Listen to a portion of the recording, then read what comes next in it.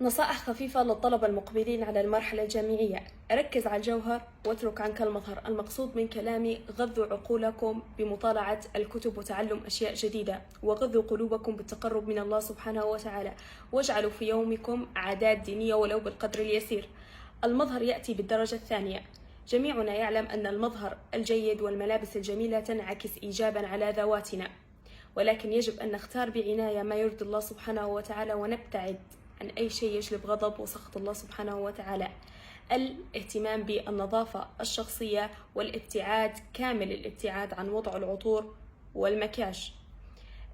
ضع أهداف صغيرة إلى جانب أهدافك الكبيرة. من أسباب فقدان الشغف أن في الغالب جميع الطلبة يضعون أهداف كبيرة وتحتاج إلى خطة طويلة الأمد لتحقيقها، لذلك في رحلة السعي باتجاه هذا الهدف تفتر همتهم ويفقدون الشغف.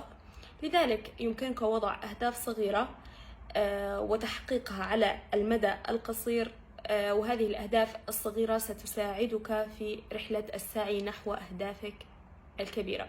والسلام عليكم ورحمة الله.